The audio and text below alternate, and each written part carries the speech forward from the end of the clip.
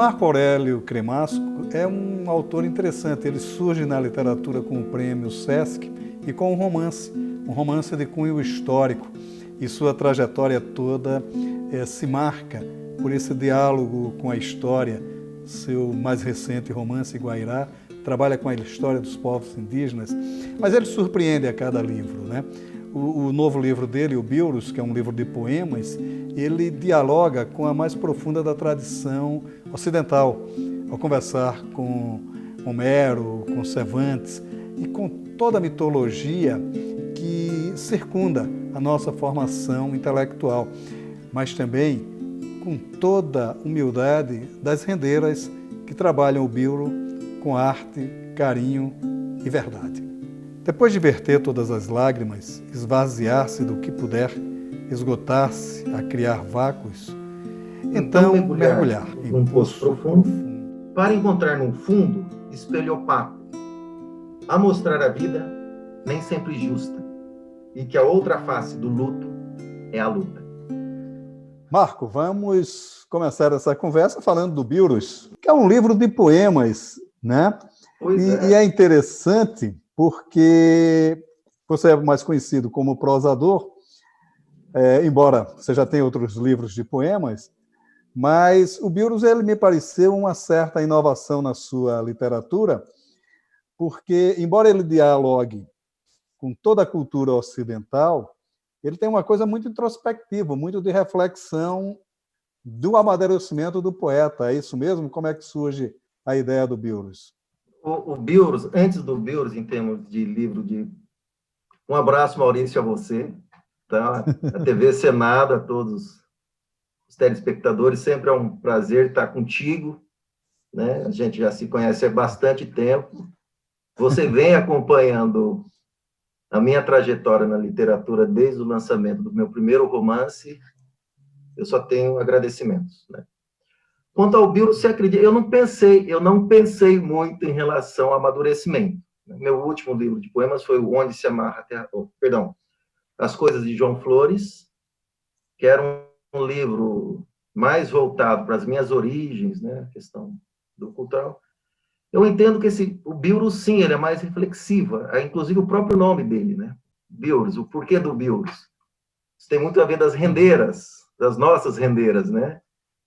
Enquanto elas fazem os poemas delas por meio das rendas, utilizando como instrumentos os Bílurus, nós tecemos a nossa literatura por meio das ferramentas, como, por exemplo, uma caneta, um lápis. Então, tem muito disso.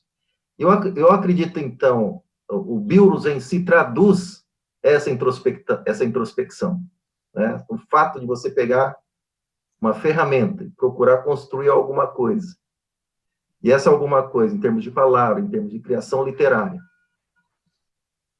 Você, para variar, me surpreende com a sua leitura assim, incisiva, extremamente precisa, Maurício, tá? É essa reflexão, mas usando o mínimo de palavras, né? Deixando para quem esteja lendo continuar o poema por sua leitura. Eu acho que vai por aí.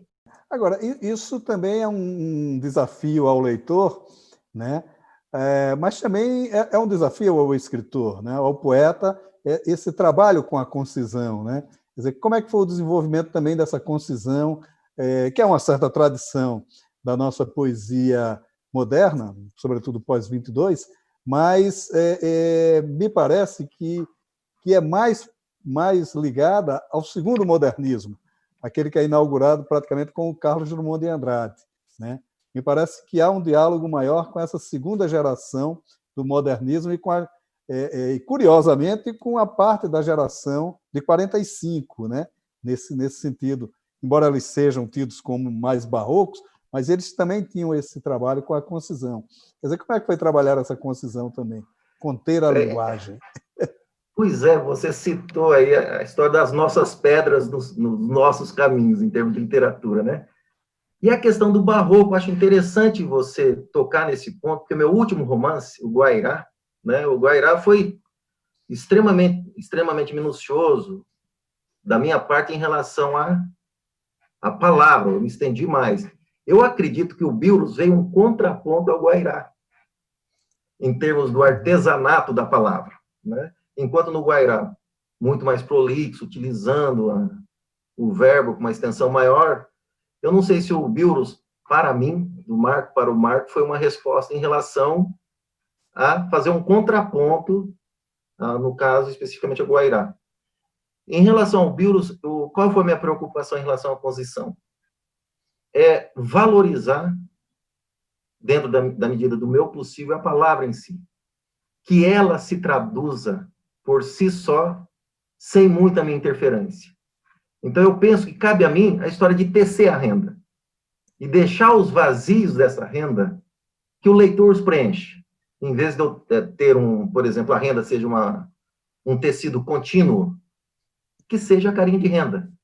Que esses vazios da renda venham por intermédio da própria leitura dos leitores. Eu creio que é por aí.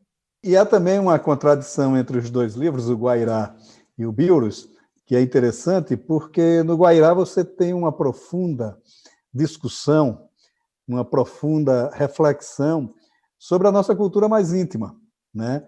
Que é a cultura indígena, né? Quer dizer, como esse povo foi, de certa forma, massacrado e sacrificado, né? Em favor de uma outra cultura, que é a tradição da cultura ocidental, que você, de certa forma, privilegia no Biblos, né? Também há esses contrapontos culturais. Interessante. Né? É muito bom, muito bom. Eu não penso assim. Não é que eu não penso assim, eu não tinha jamais chegado nesse nível de... Pois é, aí está uma boa pergunta, uma boa sinuca, tá? Eu entendo o seguinte, ainda bem que nós somos múltiplos.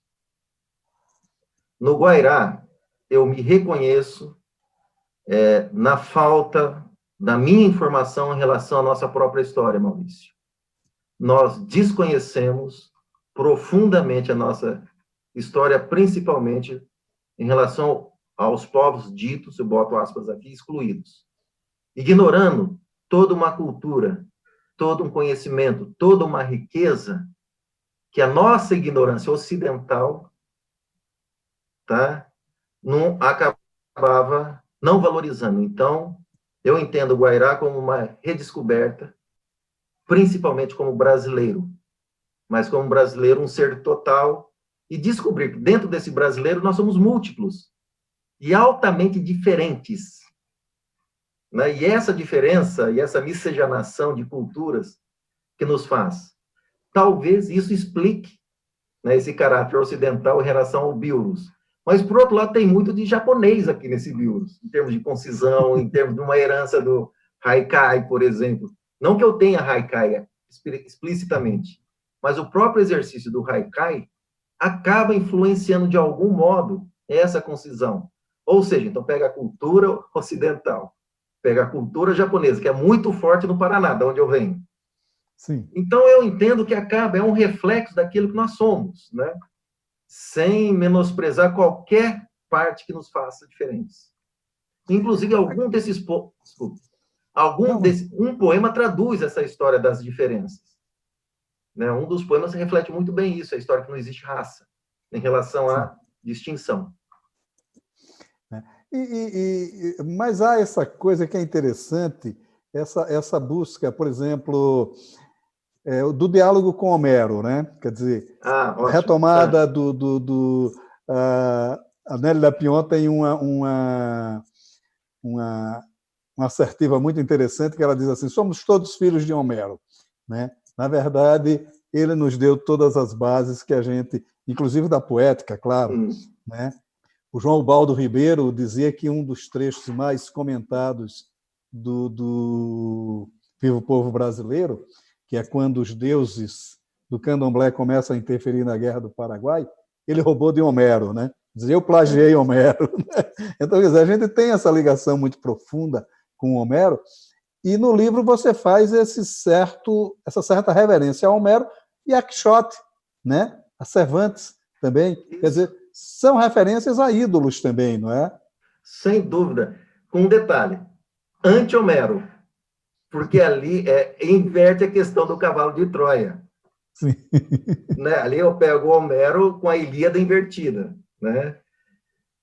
E em relação ao Quixote, essa questão, eu não sei se eu se eu valorizo o dragão na questão do Quixote, em relação a Cervantes, né? Inclusive é o título do poema. Eu gosto muito de história, Maurício. Eu gosto de história, da história ocidental, a questão, sou apaixonado por mitologia greco-romana. Santo Reis da Luz Divina, por exemplo, tem várias referências em termos de personagens, que são personagens de Homero. Quer dizer, então eu me filio à tradição do João Ubaldo Ribeiro, plagiamos Homero e continuaremos plagiando os clássicos. Mas talvez é essa reflexão, né? Homero, em relação a isso, o próprio Walt Whitman, que é um poeta que eu tenho uma tremenda referência pelo vínculo dele com a natureza, né? Enfim. Eu acho interessante essa colocação. Eu me deixei influenciar mais em relação a esses nossos livros, aos nossos clássicos, né? Eu creio que com a nossa maturidade a gente vai perdendo esses temores de se não deixar influenciar. Eu creio que a vida deve correr assim naturalmente e vamos ser influenciados pro resto da vida. E há também um aspecto interessante, que é a saída de casa, né? Me parece que o Paraná está menos presente, é o seu livro onde o Paraná está menos presente, me parece. Olha só, não é? que é uma coisa interessante isso, não, né? Quer dizer, essa saída de casa, essa coisa de buscar o mundo mesmo, me pareceu muito isso no Beuras. Há uma certa verdade nisso? Não, há uma total verdade. Uma total verdade que eu acho impressionante. Tá? Se as coisas de João Flores me reportou, enquanto poema, me reportou a minha infância do Paraná. O Guairá, ele traduz a história do norte, noroeste, que começou no Paraná. O livro de Crônicas, que foi do ano de retrasado, onde se amarra a Terra Vermelha, são coisas do Paraná. O Beuras, eu acredito que me deixou mais universal. Me deixou mais universal por daqueles teus primeiros questionamentos, a questão da introspecção. Eu acredito, quando a gente mergulha no nosso próprio universo, no nosso próprio universo, a gente se descobre o universo, a gente se descobre parte do todo. Eu creio que é isso, né?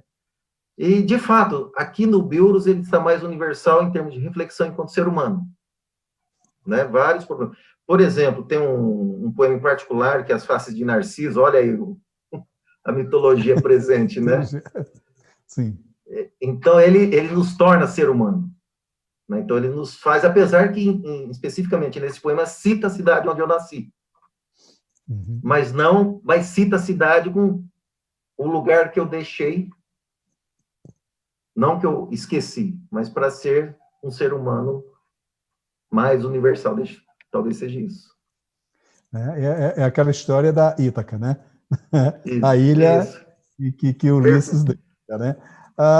E também no Narciso também há uma coisa interessante, porque você contesta o mito do Narciso, né? Quer dizer, não é que você contesta, você de certa forma briga com o mito de Narciso, né? É isso aí. A inutilidade de ser Narciso, quase que uma coisa por aí. Quer dizer, como é também essa coisa de redesenhar as lendas, a mitologia, melhor dizendo. Então, eu acredito o seguinte, como é que eu penso no mito em si, né? Existem em nós dois Narcisos. O superficial é aquele que se admira, né? Que é o narcisista. E vem o mito de Narciso dele se jogar ao lago e morrer afogado, ou seja, é a busca de si próprio. Só que, é onde eu concordo contigo na sua leitura, é o seguinte, só que o Narciso, na mitologia, ele morre quando se mergulha. Esse Narciso não, ele se redescobre. Né? Ele se redescobre tanto que ele encara Deus na hora. Né? Tem uma página só escrito Deus. Então, a discussão dele, enquanto ser humano, encontra em face com Deus e trava um diálogo com Deus de igual para igual, com a divindade, então, onde ele busca esse renascimento. Então, esse Narciso, corroborando o seu olhar, ele talvez vença o mito do fato de não se deixar abater pela morte. Né? Fala, não, eu tenho que sobreviver a mim próprio. Dialogar com mitos, dialogar com o profundo do nosso inconsciente, sobretudo, é uma certa tradição da poesia. Há uma autora muito interessante, ainda um pouco desconhecida, mas de uma profunda reflexão sobre a psique de cada um de nós, que é a Marilena de Castro. A Marilena publicou um livro de poemas muito interessante, que já o nome é muito forte, muito definitivo, O Passado é Noite, onde ela busca refletir sobre as nossas angústias, o que nos angustia, o que nos deixa aflito e como fugir deste poço. E trabalhando isso, exatamente buscando recursos na mais profunda das nossas mitologias, nos mitos gregos e nos mitos de nossa formação como intelectual ocidental. Marilena de Castro, uma excelente poeta que deve ser lida com atenção, com carinho e, sobretudo, com reflexão. Embora o livro não tenha um sentido religioso como um todo, mas há uma certa religiosidade nele, não há? Há um certo de reverência, né? A questão da religiosidade, embora não de aceitação plena, né? Há uma certa contestação. Mas há uma certa diálogo com o sagrado, digamos assim. Você está impossível, Maurício, nas suas observações. Eu não sei se eu me defino agnóstico cristão, eu não me defino, né, em relação a isso, mas eu sempre me questiono em relação à religião, em relação ao sagrado. Né? Eu me pergunto, o que é o sagrado? Será que o sagrado não está em nós mesmos? Será que não é esse sagrado que nos faz acreditar na esperança, por exemplo, perante essa pandemia? Não é na minha avaliação, não é um sagrado devido a uma divindade, pode até ser, mas eu penso no sagrado em relação a mim, em relação a você, é compartilhar que eu acredito no bem. Então, eu vejo mais uma questão de uma ética positiva aí, né?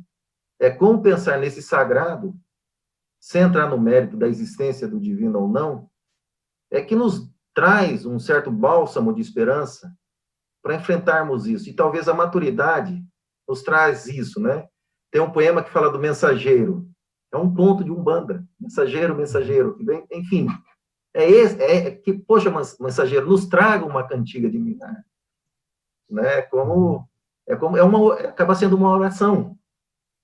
Sem necessariamente ter o sentido de uma oração, mas é que nos levem, nos tornem divinos a todos nós. Também me chamou a atenção em relação, sobretudo, ao livro anterior de poemas, né, o livro de João, que as vozes femininas, que você termina botando no livro. Né? É interessante dar essa voz à mulher para que ela não que ela se sinta representada, mas que ela fale com seus próprios sentimentos também. Quer dizer, como é que foi trabalhar também essa voz feminina? Isso tem a ver também com a liberdade, né? Eu acho que a liberdade da escrita. Por exemplo, eu pôr um título de um nome de Biurus e uma rendeira não ter voz, tem um poema que eu não me canso de rendar sem nunca me render. Finaliza o poema dessa maneira, né? E outras passagens, mas sempre é de uma mulher reflexiva também. Né? É esse feminino que existe em nós. Eu não tenho problema nenhum de, nessa hora, no poema, de assumir o feminino. Né? E de dar essa voz à poesia, porque a poesia não tem sexo, a poesia não tem preferência.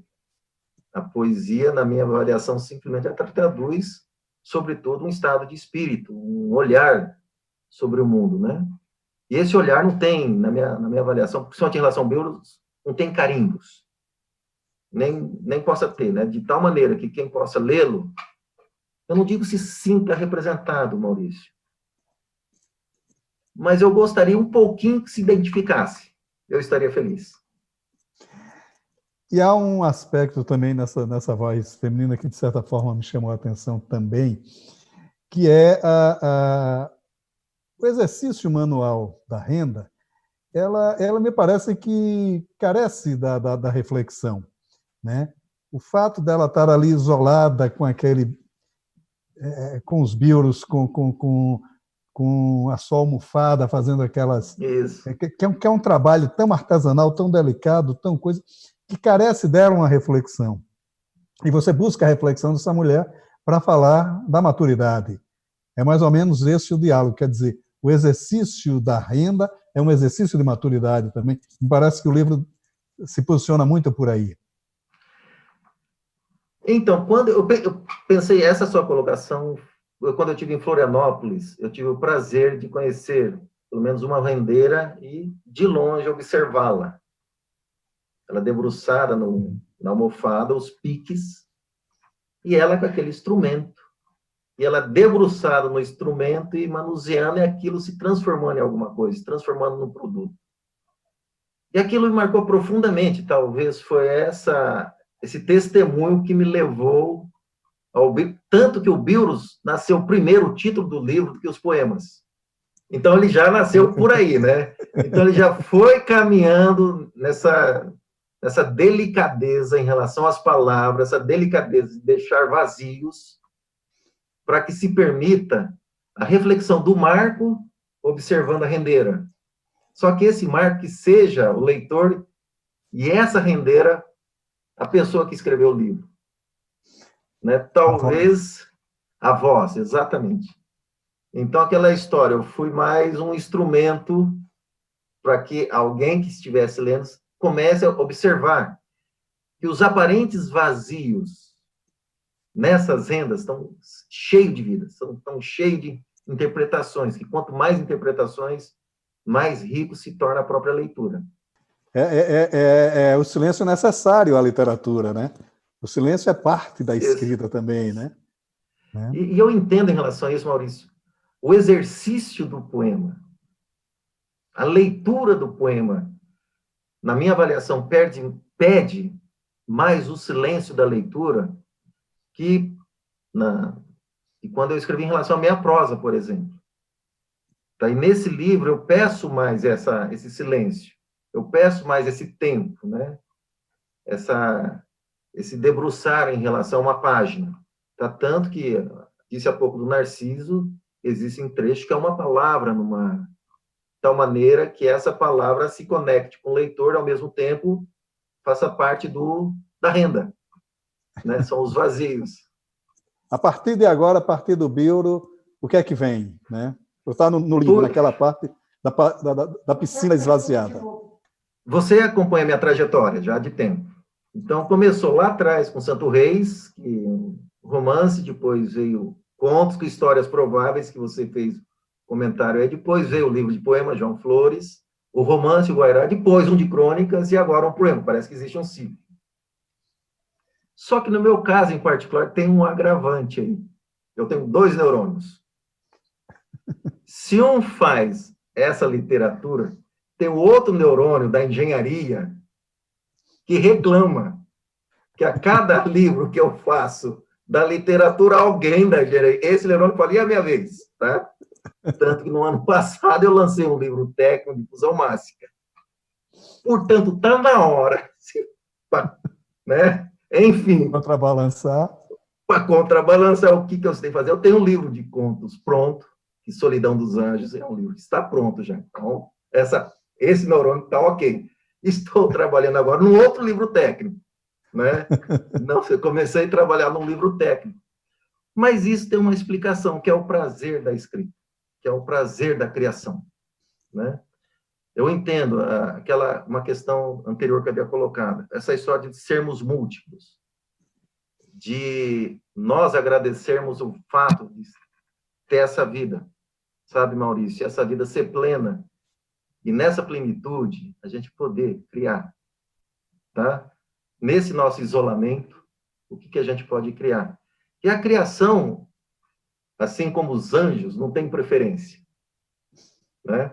Só que tem criações que exigem ferramentas, habilidades, uma distinta das outras. Em vez de distanciá-las, elas se complementam. Tá? Por exemplo, o Billroos teve muito mais engenharia que talvez um livro de contos. Exatamente por isso que nós acabamos de escrever essa preocupação com o silêncio, essa preocupação com o vazio. também teve a questão de escrever o poema, de conceber ele de uma forma lúdica, mas também teve a engenharia, aí comunga com a sua observação da segunda fase do modernista, do pessoal de 45, né? Então teve essa reflexão. João Cabral de Melo Neto, não que se equipare, mas enfim.